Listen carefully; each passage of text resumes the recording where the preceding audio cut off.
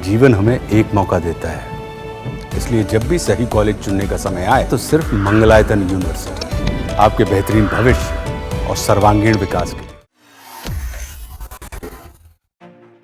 Israel और Iran के बीच लगातार तीसरे दिन भी तनाव का दौर जारी है। इजरायली सेना का कहना है कि उन्होंने इजरायली रक्षा मंत्रालय के मुख्यालय और एसपीएनडी परमाणु प्रोजेक्ट पर एक के बाद एक कई स्ट्राइक किए हैं। हमलों में ईरान दहल उठा है। इजरायली रक्षा बलों का दावा है कि उन्होंने इस बार ईरान के परमाणु बम से जुड़ी जानकारियां छिपाने वाली जगह को निशाना बनाया है। ईरान ने भी इजरायल पर पलटवार करते हुए राजधानी तेल अवीव और जेरूसलम पर हमला बोला है। अब आलम यह है कि दोनों शहरों में सन्नाटा पसरा हुआ है। दूर दूर तक सिर्फ एयर सायरन की आवाज़ें सुनाई दे रहे हैं। ईरान के रिवोल्यूशनरी गार्ड के अनुसार ईरानी सशस्त्र बलों ने इजरायल के एनर्जी इंफ्रास्ट्रक्चर और लड़ाकू विमानों के लिए ईंधन बनाने वाली सुविधाओं को निशाना बनाया। ईरान का कहना है कि इजरायली सेना ने तेहरान के शाहरान तेल डिपो पर भी हमला बोला। साथ ही तेहरान के पास तेल रिफाइनरी को भी निशाना बनाया। इस हमले के कारण यहां आग लग गई, जिसके कारण दक्षिणी पारस में भी आंशिक रूप से तेल के उत्पादन पर रोक लगा दी गई है।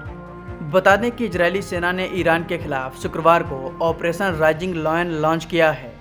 इस ऑपरेशन के तहत इजरायल ने ईरान के परमाणु ठिकानों और मिसाइल साइट्स को तबाह कर दिया है। इजरायल ने दावा किया है कि ऑपरेशन लायन के तहत ईरान पर की गई स्ट्राइक में टॉप जनरल, वरिष्ठ वैज्ञानिक और ईरान के परमाणु प्रोग्राम में शामिल कई वैज्ञानिकों की मौत हो गई है। संयुक्त राष्ट्र में ईरान के राजदूत के अनुसार इजरायल के इस हमले में 78 लोगों की मौत हो गई और 320 से ज़्यादा लोग घायल हो गए। ऑपरेशन राइजिंग लायन के बाद इजरायल के प्राइम मिनिस्टर बेंजामिन नेतन्याहू ने कहा है कि ईरान धीरे धीरे इजरायल के अस्तित्व के लिए खतरा बन रहा है। इसलिए इजरायल ने ऑपरेशन राइजिंग लायन लॉन्च किया है। जब तक यह खतरा पूरी तरह से नहीं टल जाता, यह ऑपरेशन चलता रहेगा। बेंजामिन नेतन्याहू ने कहा कि हम आयतुल्ला खामनेई शासन की सभी साइट्स पर हमला करेंगे। अभी तक जो हुआ वो कुछ भी नहीं था। आने वाले दिनों में ईरान वो सब देखेगा जिसकी उन्होंने कभी कल्पना भी नहीं की होगी।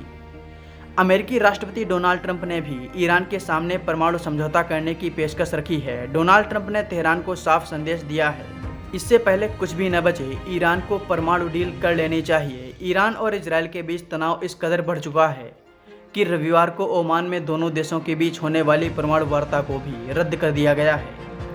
ईरान के विदेश मंत्री अब्बास अगारची का कहना है कि इन हमलों के बीच कोई भी वार्ता नहीं हो सकती।